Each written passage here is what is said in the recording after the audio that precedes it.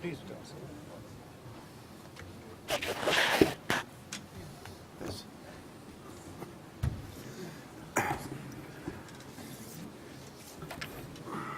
May I request all of you to kindly switch off your phones or put it on silent mode. Excellencies, invited guests, ladies and gentlemen, a very good afternoon to you. It is my pleasure and honor to welcome you at Sapru House. We have gathered for a very special occasion. Today we have the 23rd Sapru House lecture to be delivered by His Excellency Dr. Fayez Tarawneh, Chief of the Royal Court of the Hashemite Kingdom of Jordan, on a subject of very important relevance to the global community, and the subject is global war on terrorism and its implications on Middle East region and beyond. The session is being webcast for the benefit of all those who are not present here. After the lecture, we will have a question-answer session. Now, I would like to start the formal proceedings by requesting Director General Ambassador Nalin Suri to kindly present our esteemed guests with a bouquet of roses.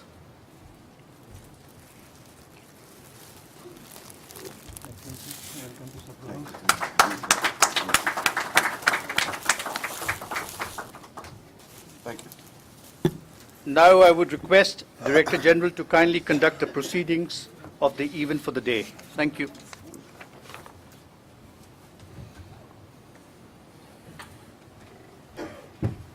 Thank you, Ajnish.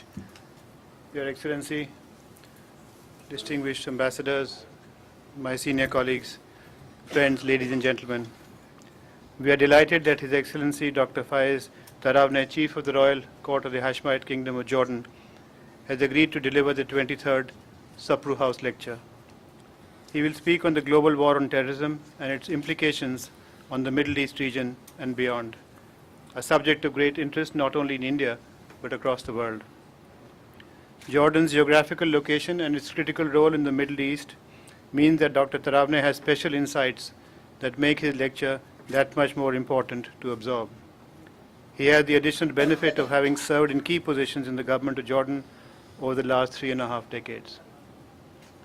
As a country that has been battling the scourge of terrorism, including cross-border terrorism, since the early 1980s, we are particularly keen to hear from him his assessment of how success can be achieved in the global war on terrorism. How can the phenomenon of ISIS and its many incarnations be destroyed? How can the conflicts in the Middle East region be resolved while ensuring that solutions arrived at respect the principles of independence, sovereignty, and integrity of all states in the region?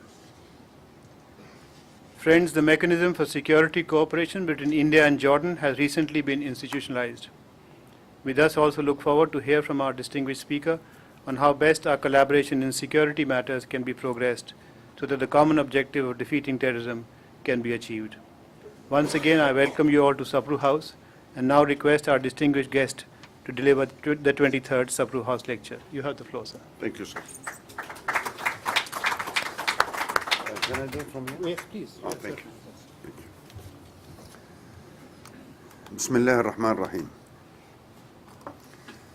Ladies and gentlemen, first of all, Ambassador Sari, thank you very much for the invitation and the introduction, and I appreciate it. It gives me a really great pleasure to be here this afternoon with distinguished August body.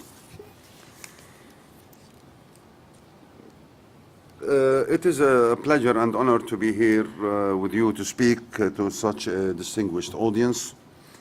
at an institution associated with great minds and spirits as Mahatma Gandhi, Jawaharlal Nehru, and Sirti Sapru, for whom this iconic building is named. For decades, your council has provided an impressive platform for dialogue and thought, making it one of the most prominent foreign policy think tanks in Asia. I hope that my visit can contribute to the dialogue on and with the Middle East, as it is no time has there been a greater need for mutual understanding and cooperation. While I find myself increasingly avoiding this talk of mutual understanding for fear that lately it is starting to sound like a cliché, however, I'm encouraged to make the exception here, because if there is any country in the world that can understand this concept and that has lived the interconnectedness of civilization and flourished as a result of the interaction of people, cultures, and religions, then it is India. Amongst your citizens, I believe you count the second largest Muslim population in the world. To my guess, 180 million, out of a population that is upwards of 1.3 billion. Your interaction with Islam and Muslims goes back over 1,000 years. And we Arabs have known India even before Islam, through trade and later through pursuit of knowledge. In fact, India is not credited enough with its contribution to what we consider the golden age of Islam. While history shows that translation of Greek works was taken up in the 9th century, Arabs had translated Sanskrit texts from India much earlier. As early as 771, the Caliph of Baghdad was amazed by the brilliance of Indian texts such as Syria, Siddhanta, and the works of so many, ordering their translations into Arabic. This single-handed revolutionized the study of mathematics and sciences all over the Muslim world, including Spain. And from there, it traveled to Europe and led to replacing Roman numerals. We also find numerous translations في كتاب الهند by al-Biruni, the brilliant historian who lived and learned Sanskrit and wrote his extraordinary work on India. This introduction is not intended as a history lesson, but rather as context on what can be achieved collectively, and as a focal point for what I believe we should unite to aim for, once again, cooperation, understanding, knowledge exchange, and dissemination, so that we may advance together without oppression or fear of the other. Sadly, today, we are witnessing the effects of the exact opposite of this, and we are all paying for it. In Syria, we are seeing tragedy and destruction unfold on a historic scale. We in Jordan feel it more closely than most, as at least 1 in 5 people in Jordan is a Syrian refugee.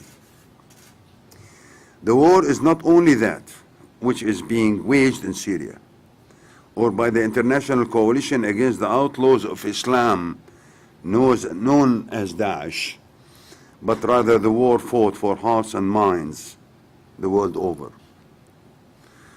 How do we deal with this?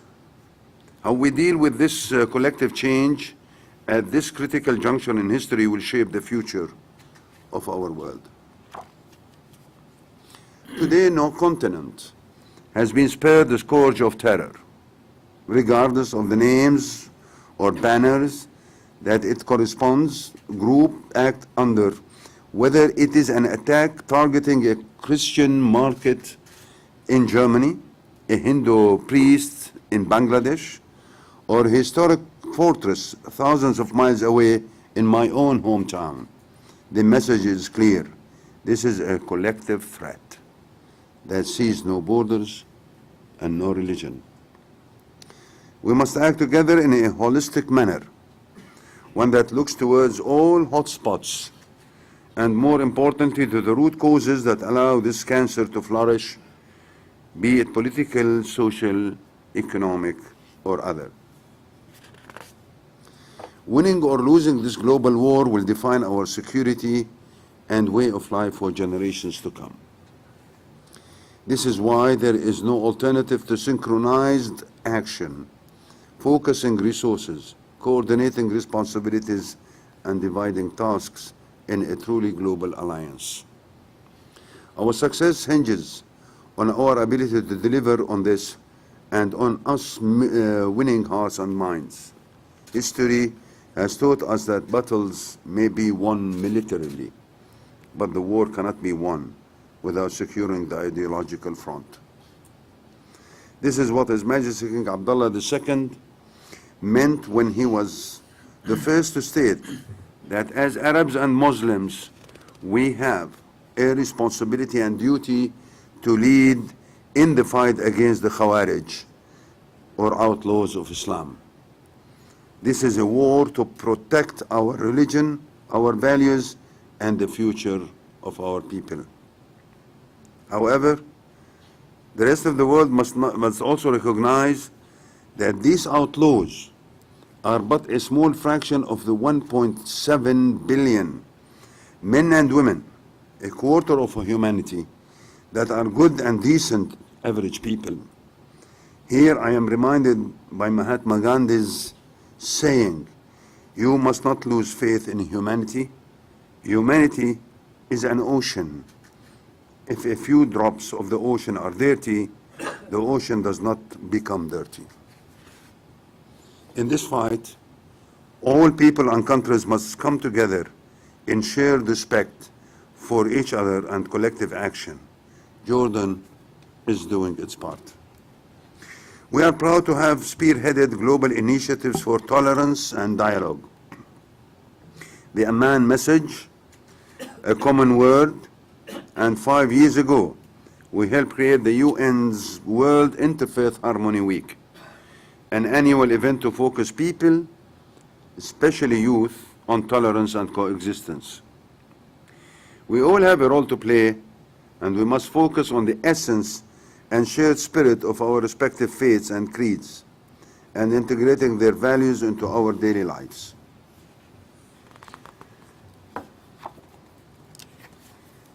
We must work to change the discourse of fear and hatred, and instead amplify the voice of moderation that has been drowned out in the noise and chaos of recent years.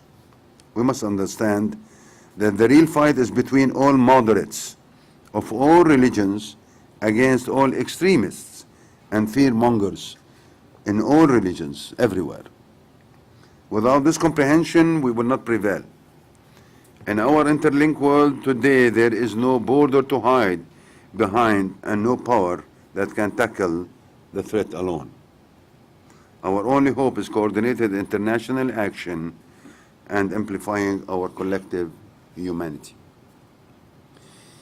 This significantly means addressing injustice, occupation, poverty, and inequality, the building blocks of extremism wherever they are found. In the Middle East, this means delivering the yet unmet promise of justice to the occupied Palestinian people. It means inclusive political systems in Iraq and Syria. It means donors fulfilling their pledges to refugees and their hosts, and for the other not being synonymous with danger. We cannot deliver an effective blow to extremism without addressing rallying calls, just as the Palestinian-Israeli conflict, the core defining crisis of the modern history of the Middle East. There is a misconception that this conflict takes place outside the context of the fight against ISIS. It is in times of despair that these groups find refuge, and the continued incitement and feelings of injustice provide ammunition for ISIS and other groups, as we have seen in recent propaganda videos. Left unresolved, the Palestinian-Israeli conflict has the potential to become a religious conflict of a global dimension. This is why reaching two-state solution should remain a priority for us all. There is no viable or practical solution other than the two-state solution. It is internationally backed and recognized. The framework is in place from countless UN resolutions and the unprecedented Arab Peace Initiative.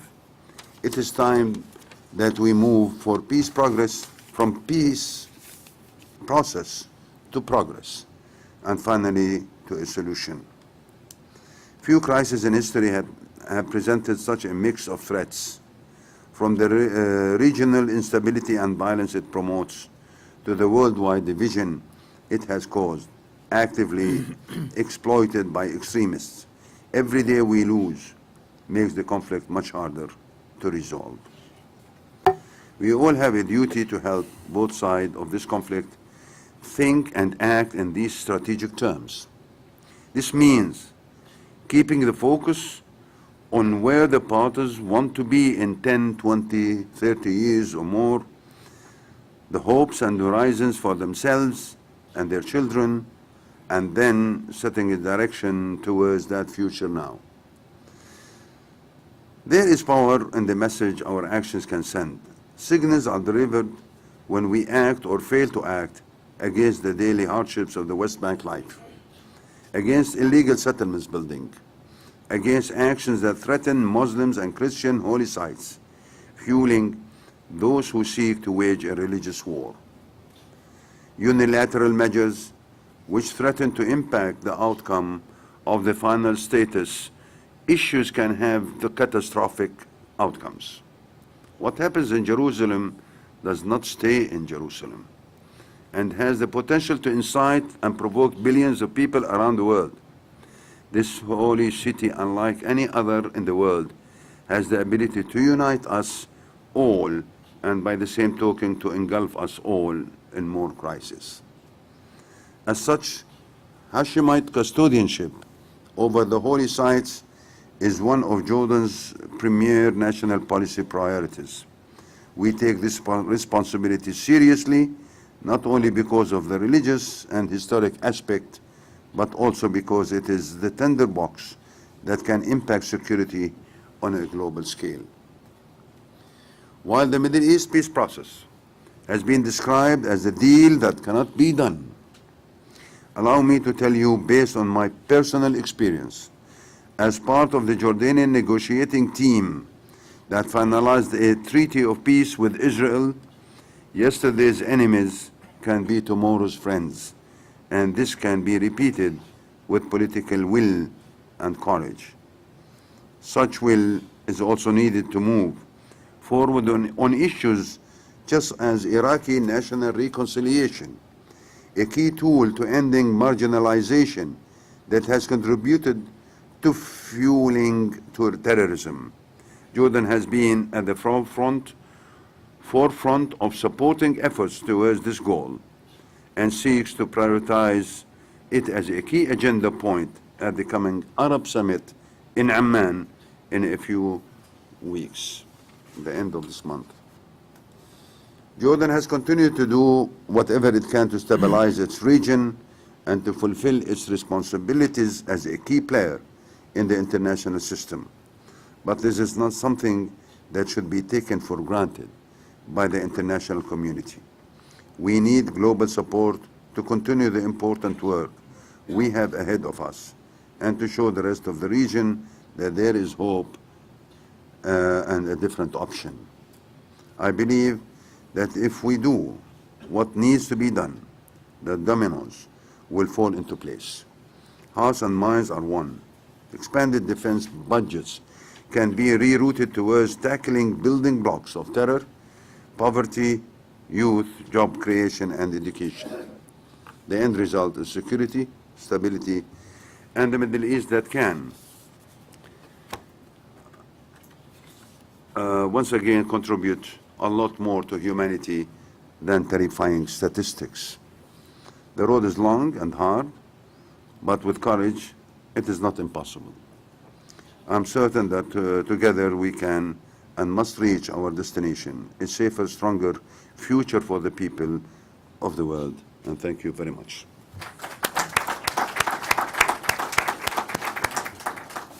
Thank you, sir, for being so precise in your presentation, for highlighting the importance of a resolution of the Palestine issue if terrorism is to become a matter of the past. We now have half an hour for questions and answers. I'm sure your appetite has been whetted. So who would like to start first? Please introduce yourselves and please ask a question. Ambassador Surendra Kumar.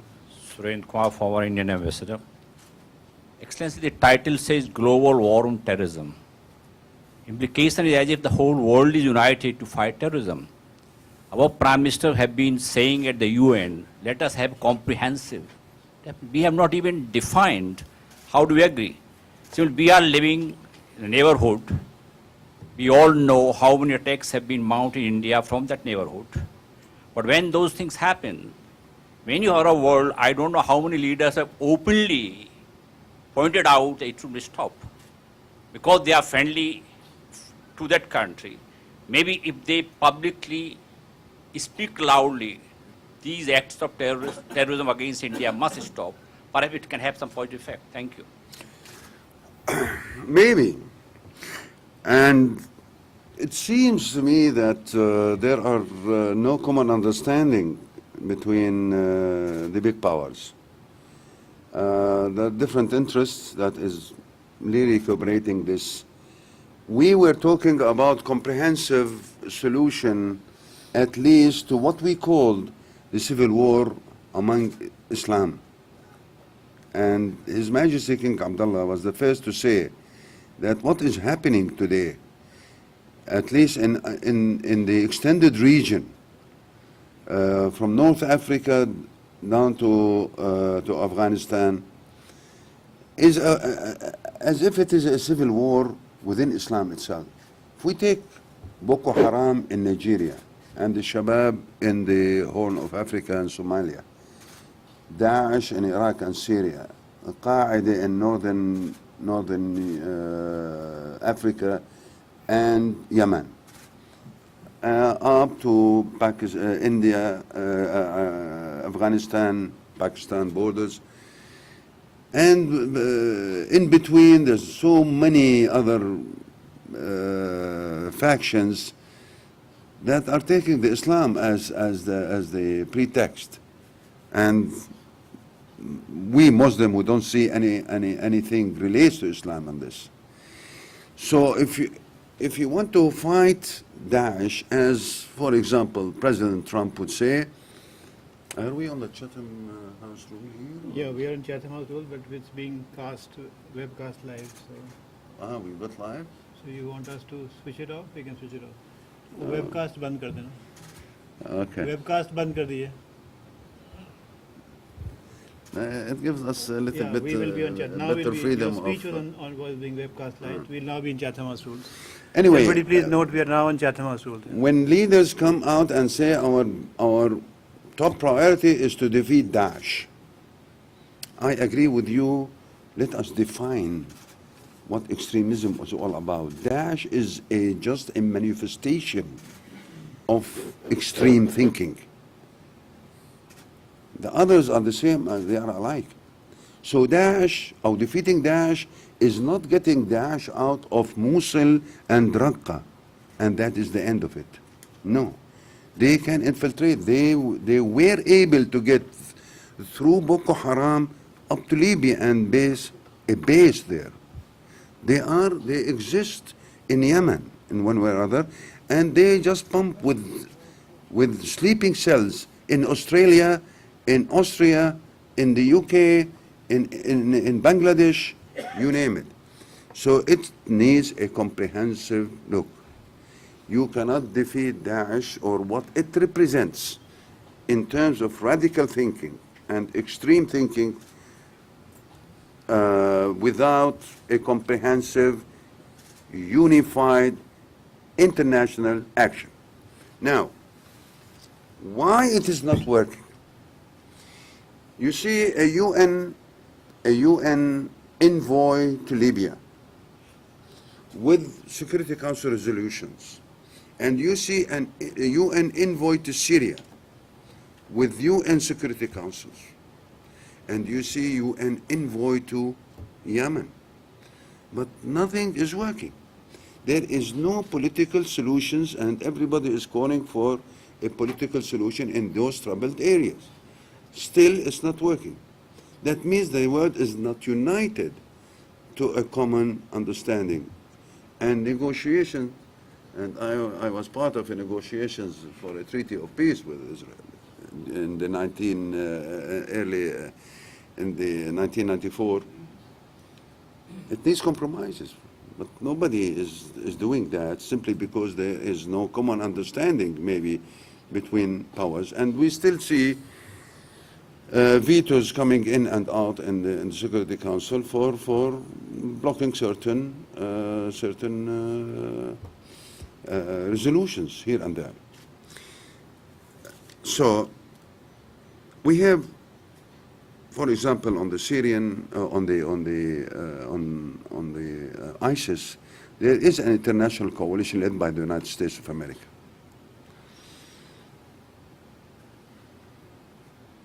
So we can coordinate militarily, and on the intelligence, we are coordinating.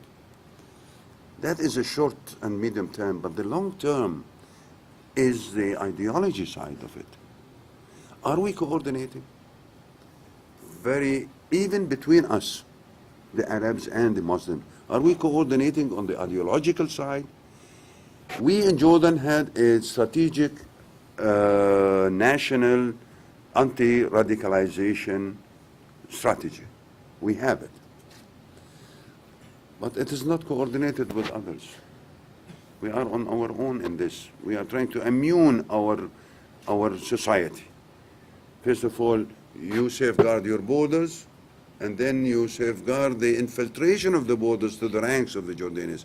We were successful, and that's why Jordan now is a secured, stable country. But I would like to see this kind of thinking and strategy is coordinated across the board. We haven't reached this level yet, sir. Ambassador Gari Khan? I have a list. It will come to you. Thank you, Excellency, for a very, very important lecture. Jordan is the frontline state facing all the various crises, and you are the victim of many unfortunate things that are happening around your beautiful country. As you said quite rightly, that even if Mosul and Raqqa fall and the Daesh is thrown out of these two centers of their power, the problem is not solved. The ideology will survive, and it infiltrates into all kinds of countries. We in India also have to be extremely alert against this danger. But isn't one of the problems in coming to tackling this, as you said, in a coordinated fashion, is that each country, and each of the countries in your region also, unfortunately, is following its own interests. There is a sectarian angle, which if you like to elaborate a little bit, it will be very helpful to us. And so even the countries in the Gulf are not united on how to deal with the Daesh problem. Daesh seems to be the creation, the result, the consequence of the intervention of many of the countries, both within and outside the region. But if each country in the region continues to follow its own narrow interest which is not really in their interest but short-term interest, sectarian interest, then the problem is not going to be resolved. And you very rightly emphasize the importance of dealing with the Palestinian issue, Israeli-Palestinian conflict. You know, Mr. Donald Trump has his own way of giving his prescription, if you like, that he's prepared to accept one state or two states solution. It's very easy to say that, but you know that one state is not a solution to this crisis. So I would be grateful if you can elaborate a little bit. Maybe I would like to elaborate on the last point you said. When President Trump said, I will accept one-state solution, two-state solution, he did not put it in a vacuum. He said, as long as you agree with the Palestinians, that means it's a matter of negotiations. That means a call for the resumption of the political process. And that is, as it looks, it's the right approach. If you agree with the Palestinians on whatever modality, then we will accept. We are not here to force on you anything, but don't put preconditions, prerequisites. And unfortunately, Prime Minister Netanyahu, in his speech in front of the president, he said there are two prerequisites. One, the recognition of the Jewish state, and two, the security domination of Israel from the river to the. So you went back to the preconditions and prerequisites, and this is against the concept of free negotiations and the outcome to be determined by the two parties. You put it rightly, sir. Unfortunately, when the Arab world was taken by the Arab Spring, and it was maybe unexpected, and it was very dramatic, and so many regimes fall down. The countries, it was a confusing kind of situation, and the world was taken by surprise, basically, on that. So things started to develop, and we thought that this was kind of a transition, and then it will settle down. Now we are entering the 7th year. And during the 7th year, we developed some kind of a Cold War.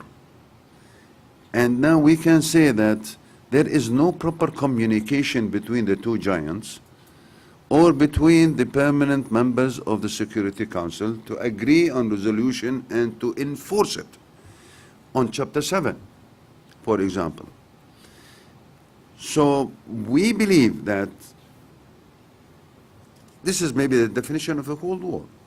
If there is no common understanding between the giants, the powers of the world, those regional spots will stay hot. And they are staying hot. And that's why I said, with numerous UN envoys in those troubled areas, and nothing is solved. Hopefully that there will be a better communication now between the powers. We reached to a mature point of destruction and killing and so on. And it's high time to do it. We, as Jordan, we do not claim that we can put an end to the Syrian crisis, put an end to the Iraqi crisis. And they are both the geographic proximity of Jordan. But at least we can say we are doing our share on behalf of the international community by accommodating 1.3 million Syrians in our country. And just to remind you that we are a country of 7 million only. That is 20%. And we are spending 70% of their basic needs from our budget, which suffers a chronic deficit. And the international community is covering only 30%. And this is the 6th year. In spite of that, there is no clash between one Syrian community or a Jordanian community within Jordan. So we were able to maintain the security, but we opened our public schools, and we have 190,000 Syrian pupils in our public schools. It's on the expense of the government of Jordan, and that goes to the public hospitals. So there is, first of all, there is no proper communication between the countries involved. That's why everybody is pursuing his own interest. Now, King Abdullah of Jordan is assembling the Arab world on the 29th of this month in an Arab summit. We hope that we will be able to create or to reach to a common ground, a minimum common ground on at least how do we approach or how do we tackle this. So this is a Jordanian contribution on that. We are talking to both the Sunnis and the Shias in Iraq to try to reconcile, hopefully after they regain Mosul, that there won't be any other kind of clashes between sectarians. So we try our best, but of course we are not a major superpower in this world, but we communicate with the Russians, with the Americans, with the other three permanent members, China, and so on, to try to reach to some amicable solutions for that. It is the name of the game, unfortunately, as of stand now, ambiguity. We don't know exactly what will ever happen to Geneva for the Syrian thing, what will be the outcome of the Mosul battle, what will ever happen if the adversaries in Libya will meet finally and talk about one government, and what will ever happen to Yemen and the Iranian interference there. Please. Yeah, my name is Nilas. I'm a journalist. I agree with Your Excellency's view regarding the need of a holistic view against speak into the mic, terrorism. please. But I'm against the usage of the term Islamic terrorism. I'm a Muslim, I'm not a terrorist. Considering the Muslim population in the entire world, less than 10% of them are actually engaged in terrorism.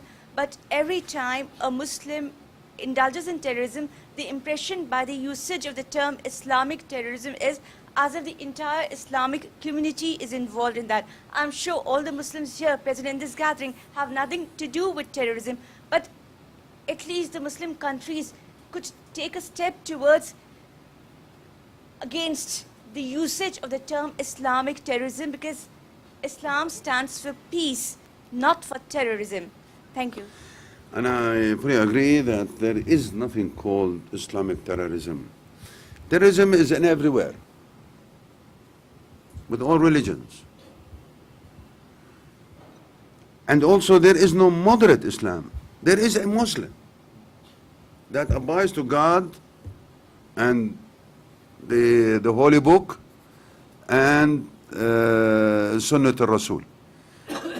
That's Islam. So when you say moderate Islam, that means there is an extreme Islam. We stopped using even the word moderate. You can be moderate socially or politically, but in Islam there is a religion like Christianity and Judaism. So the insistence of using this, it's basically trying to identify that this part of religion, or this religion, which is Islam, is calling for extreme thing. This is basically their political agenda. It is all political agenda that created this kind of organizations, and it doesn't relate to Islam. That's why when you say ISIS, as if you are attesting to the fact that ISIS is the Islamic State in Iraq and Syria. That's why we looked for a terminology, and we call them the outlaws of Islam. So we don't even use Daesh, or rather, we use their description. They are out of Islam. So I'm a Muslim, he is not, in my right interpretation of Islam. So I don't accept the concept of the radical Islam. There is no radical Islam. Sanjeev? Thank you, Chair. I am Sanjeev Tripathi, retired civil servant. Excellency, as you have very rightly pointed out, that this war against certain radical elements, I won't use the word Islamic radicals, but radical elements like Daesh and Al-Qaeda, Al-Shabaab or Boko Haram, there are certain elements who are spreading radical ideology, I will say. They have their own version of Islam which they are trying to propagate, and therefore this war has to be fought at the ideological level. Because a military victory is not enough. You can finish one group at some place, another group at some other place will. Ultimately, this has to be fought at the ideological level, as you have mentioned, Excellency. Now the thing is, Excellency, that this ideology is being spread by a section of Muslims. Section of Muslims, maybe very small. Therefore, basically, it is a war of ideas within the Islamic community, where a small section is spreading its own ideology, and large section is relatively keeping quiet. They are condemning their acts, but they are not giving alternate to what is happening both in the social media and on the ground in Islamic institutions, in madrasas or mosques controlled by such elements. They are propagating a specific form of ideology where they are extensively quoting from or misquoting or giving wrong interpretation from verses from Holy Book. Whereas the other majority of Muslims, while they condemn their activities, they are not giving a different interpretation. I agree with you. So the thing is, it's primarily a war of ideas within the Islamic community, because if a non-Islamic person, he gives his interpretation of Islam, it is going to be counterproductive. So basically, the Islamic community has to get together, the senior theologist has to sit together and decide and counter the arguments or interpretation given by the radicals about the verses which are there in the Holy Book. So, but very fully little is agree with being done in this direction, I both in fully- the social I media. fully agree with you. Yani, there is a role for the ulama, the scientists of the Islamic faith, because we need the right interpretation of the verses of Quran. One thing that they don't understand, that the Quran al-Kareem, our holy book, should be read in its totality, and not only a verse here or a verse there that came for a certain incident 1,430 years ago. But when you look at the the Quran in its totality, from the Fatiha to the last surah of An-Nas, you see that it doesn't go radical. It goes for compassion and for mercy and so on. And that's why exactly the way that to deal with this. So when we say that our war on terrorism is an ideological one, then the whole Islamic world. And that is why our king at the beginning said there is a kind of a civil war within Islam. We have to come up. Though their factions, they are numerous in terms of names and so on, not necessarily a number. The 1.7 billion are the masses that are just people that are not radicals. But those people, they are controlling the social media also. And some are following without even thinking of that.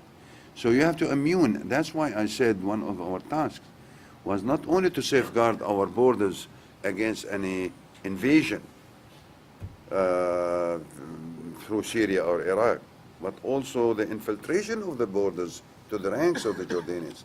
It's not only that they infiltrate via borders, now via satellites, the social media. You cannot hide information. So you have to fight it.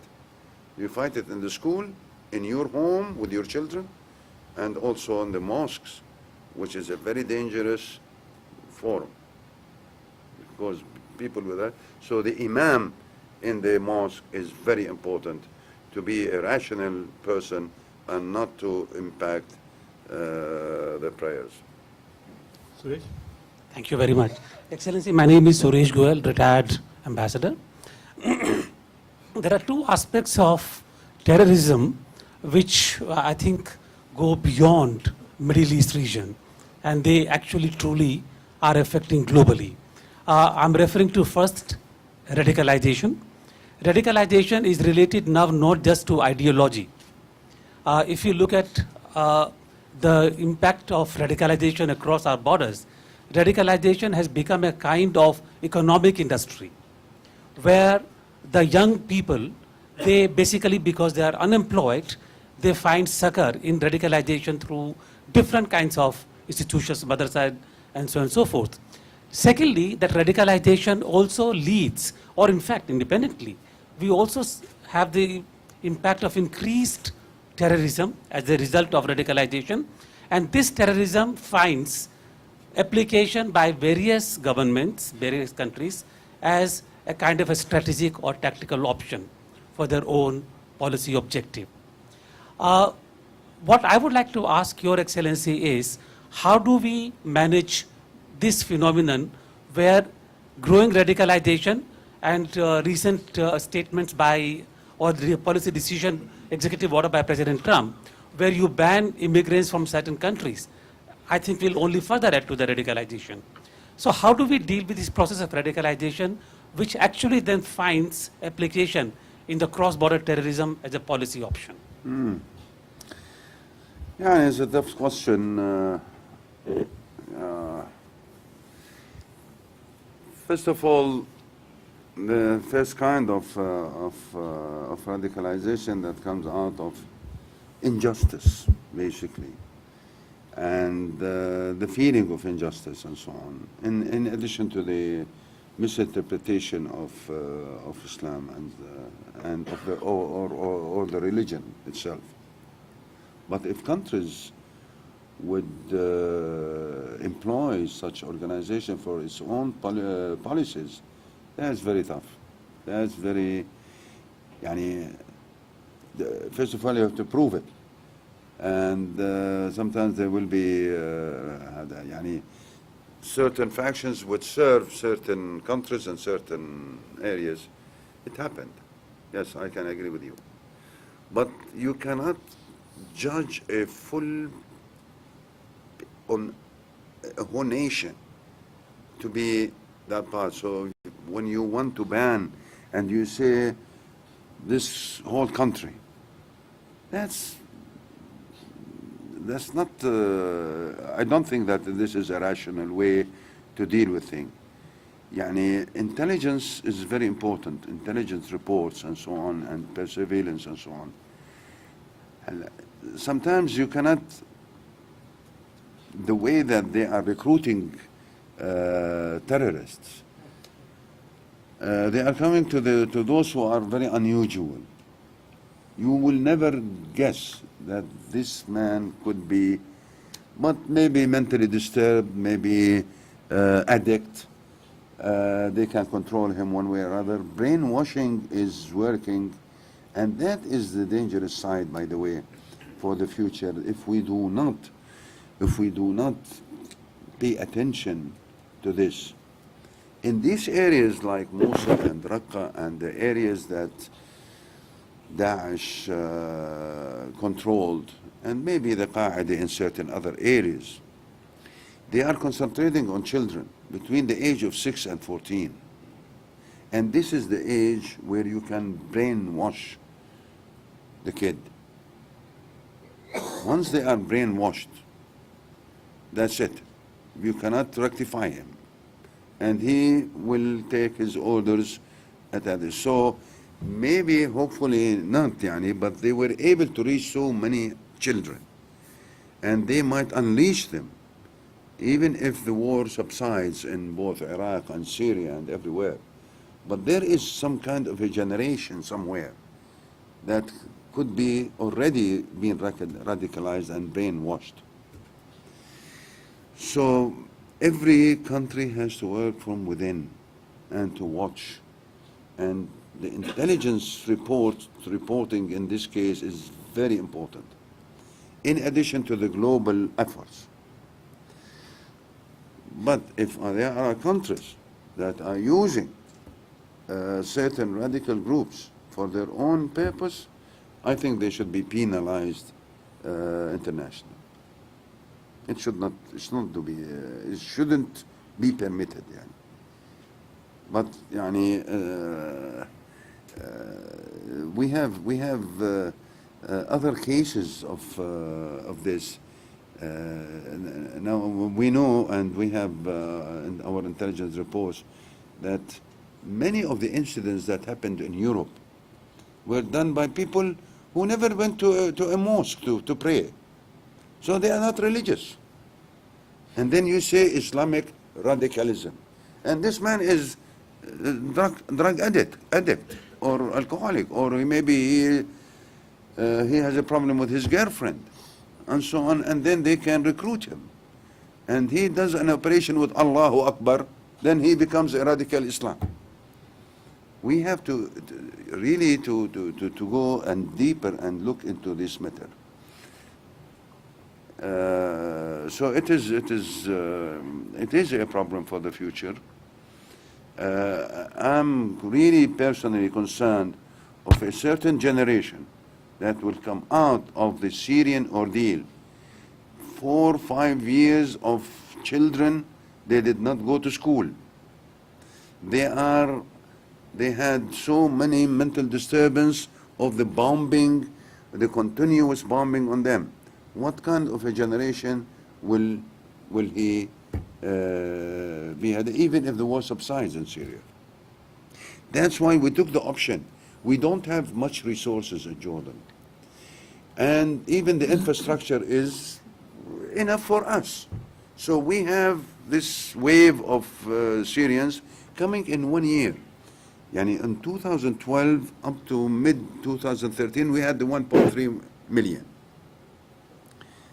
Then there was a big dialogue. I was prime minister at that time.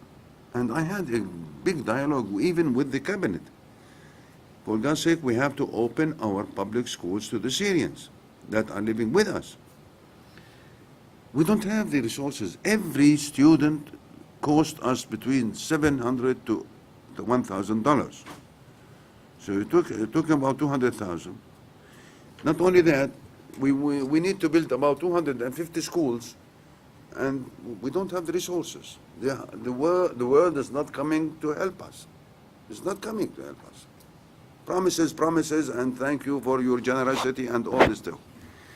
But then we had to, simply because, first of all, they had the right. They are our brothers. They are our neighbors. And the children have the right for education. And plus, it is for our own sake.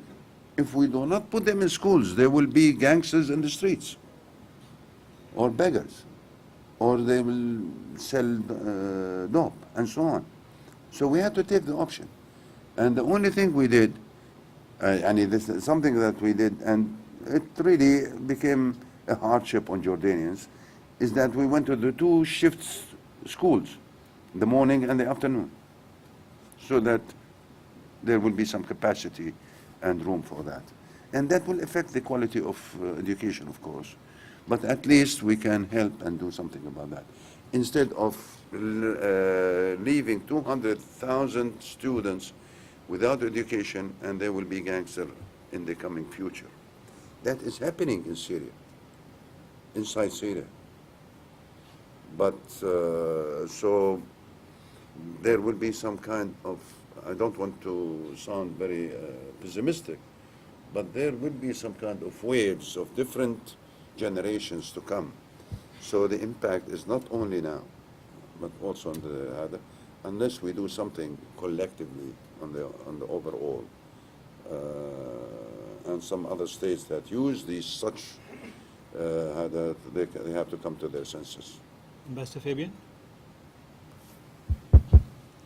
Thank you, Chair. My name is KP Fabian, IFS retired. Excellency, your address as well as the manner in which you have answered the questions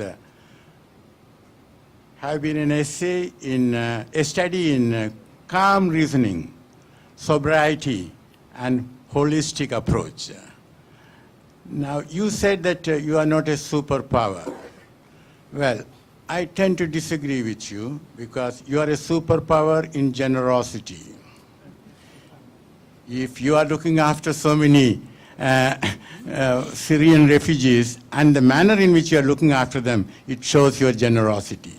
And in this context, I should also like to mention here India's immense gratitude to you, to Jordan, when in 1990-91 we had to evacuate 176,000 Indians from Kuwait and Iraq through Jordan. You were so good, so kind. Now, I have two questions, if I may. One is Global War on Terrorism. The acronym is GWOT. Am I right in assuming that this expression was used post 9/11?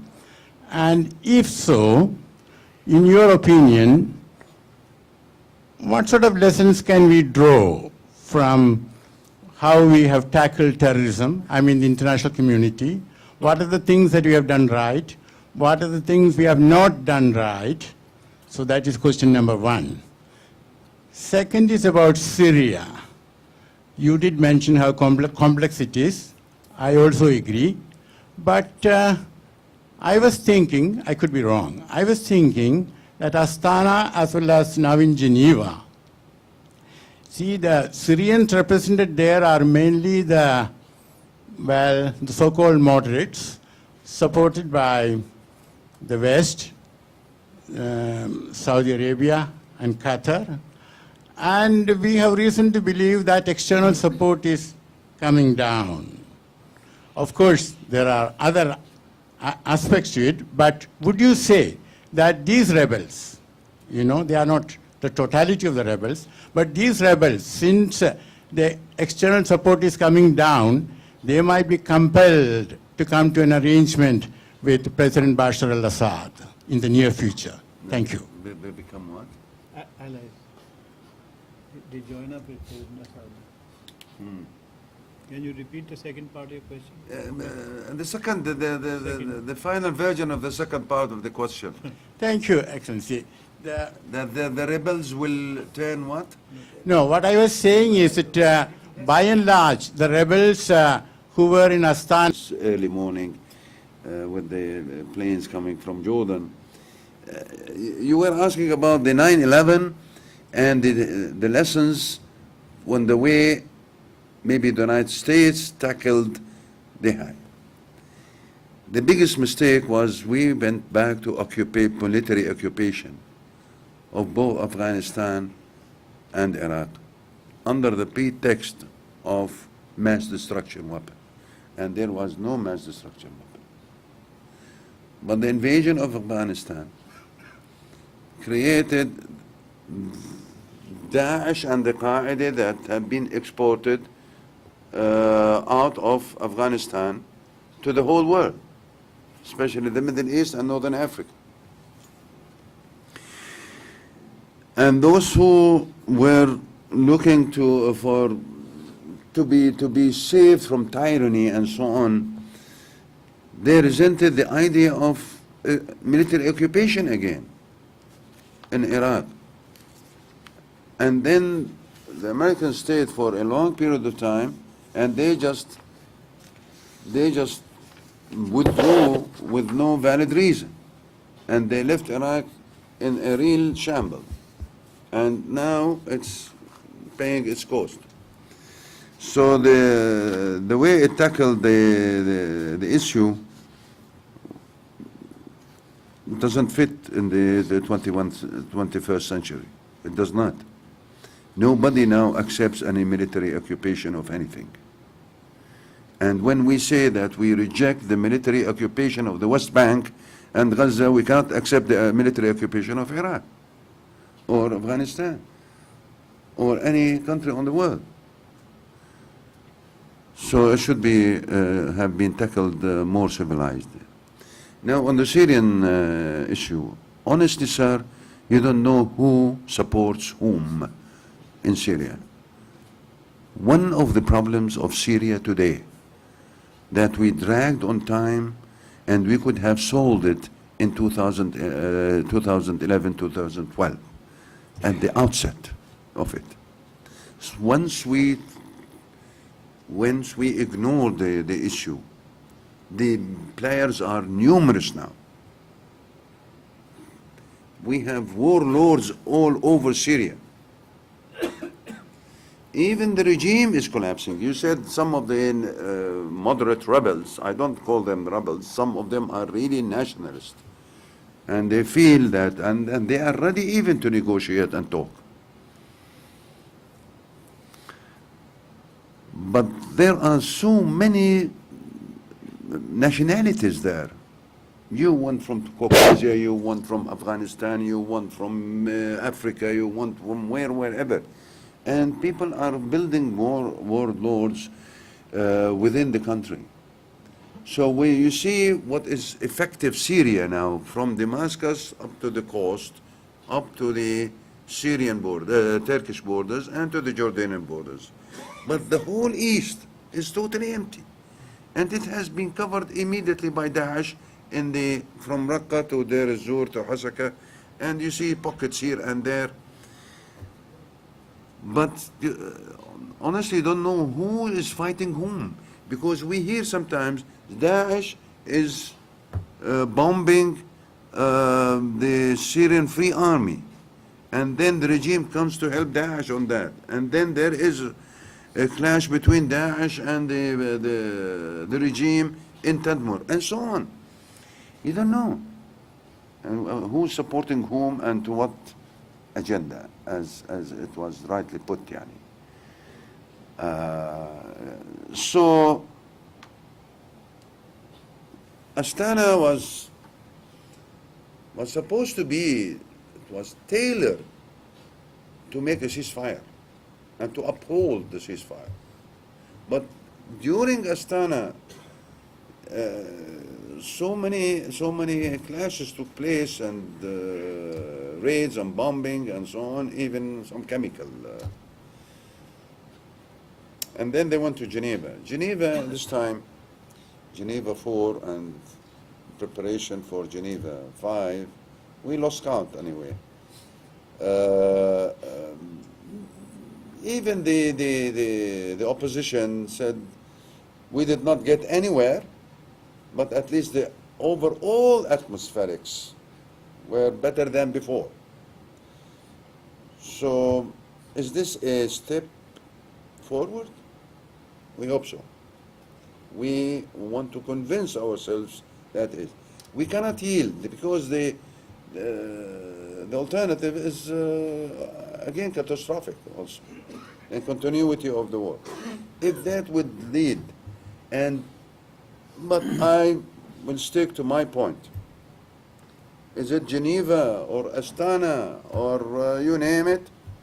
If there is no common grounds between the United States and Russia, the Syrian case will not be solved at all. And we really hope to see a much better communication between the two governments. Maybe God will stop this human tragedy and misery in Syria. We will take one last question. One last question, sir. Dr. Fazlur Rahman. Thank you. I am Dr. Fazlur Rahman from Indian Council of World Affairs. Sir, we are talking about ideology, moderate Islam, political Islam, extremism. So I do not think by focusing too much on this ideological component of the entire crisis, we are talking about too much ideology is involved there, religion is involved there. Are we not distracting from the real and the core issue of the entire Arab crisis? If we manage this ideological part, and we really see into the prism of this political component of the entire crisis, then how this entire world will look at it. For example, whenever we talk about ISIS, we talk about this Syria, Iraq, Libya, then somewhere we distract ourselves by seeing it in the framework of sectarian crisis, somewhere tribal crisis, somewhere it is religious crisis. Then we completely deviate ourselves away from the real political crux of the entire crisis. For example, so you talked about this brainwashing. Children are being brainwashed from 6 to 14 years. But the major question arises, why this is happening just now? Why this is happening in the Arab world just now? And why in any other part of the world? Why this phenomenon has emerged for the last 10, 15 years? It means we have to see the entire picture into a completely and totality way. There are politics involved there, economics is there, culture is there, religion, politics is there, global politics. Then we have to see the entire picture totally. Only then we can resolve the issue. Just I would like to seek your comment on that. Well, it has always been there, but I think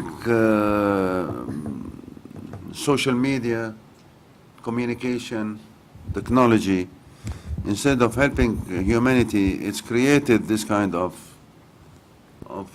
brainwashing. Over 95% of the recruitment of Daesh from Europe and from Southeast Asia and from Africa was on social media.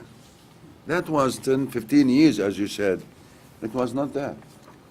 So they just employed technology to this kind of thing. And they created this suicidal bodies. And sometimes I had the chance to talk to some of their, at least,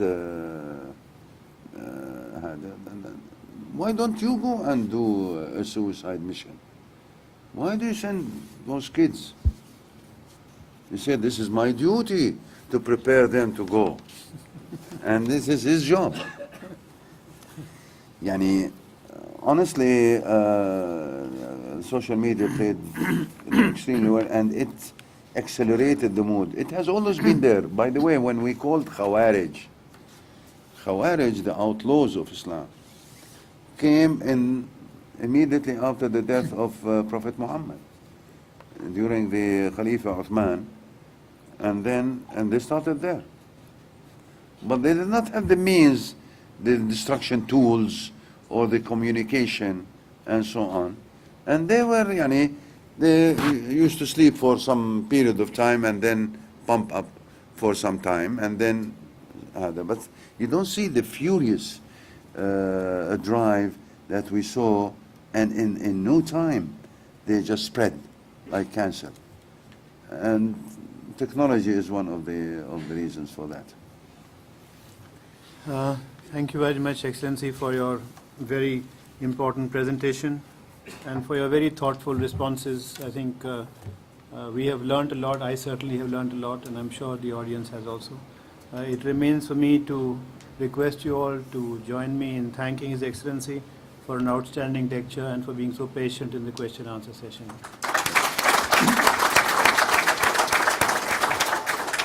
May I just request our media friends, remind them that the question and answer session was under Chatham House rules. So whatever you're recording, please bear that in mind while using it. May I now request you all to join us in for high tea in the foyer. Thank you. Thank you.